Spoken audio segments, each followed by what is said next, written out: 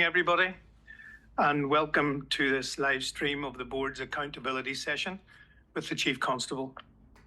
I am Mukesh Sharma, and I'm honoured to have been elected by the board to the position of chair this morning, with Brendan Mullen being appointed as the board's vice chair.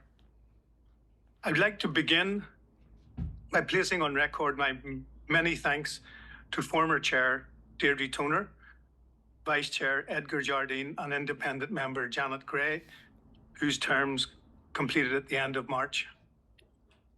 Mike Nesbitt, this will likely be your last meeting as you move on to take up a new role within health, and we wish you well, and Brian Pan and Fire.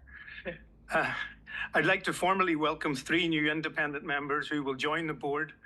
Marion Cree, Tommy O'Reilly, you're very welcome, and you're here with us today. Patrick Nelson, also very welcome. Unfortunately, he couldn't be here today. When I stepped forward to be part of the policing board, I believed in the importance of its oversight role for confidence building in the community and the importance of all of its work in making sure the community gets the best possible service. I know from my short time on the board, almost a year today, there is a strong commitment and consensus within this board to do just that. I have a huge respect for the officers and staff who work within policing and deliver the service to the community on our behalf. It is a challenging job, often a thankless one, but one that is essential for the safety of all of our communities. The last 6 months have undoubtedly been more challenging, but we move forward together and there is undoubtedly much more work to do.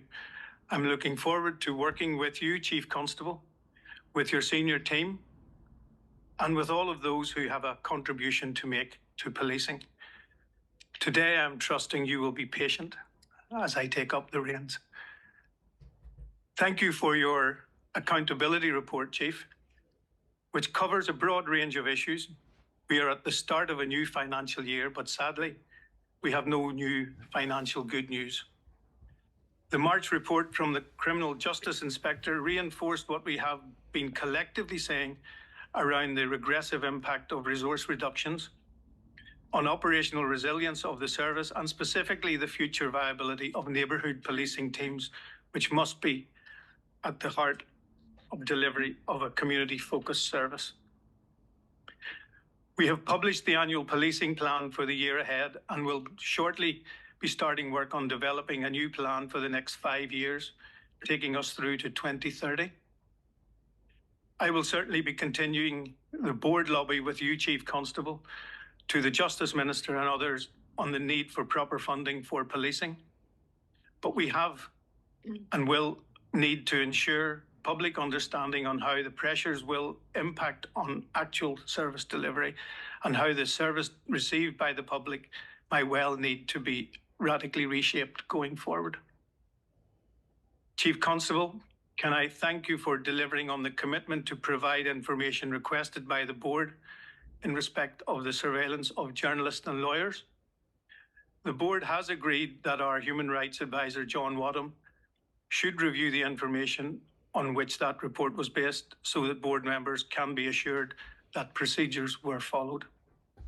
In the interest of openness and transparency, we would also encourage you to produce a further report which provides the board and the wider public with the necessary levels of assurance. We need to provide reassurance that those are used lawfully, proportionately, and appropriately. And as you will know, such issues have added sensitivity here in Northern Ireland.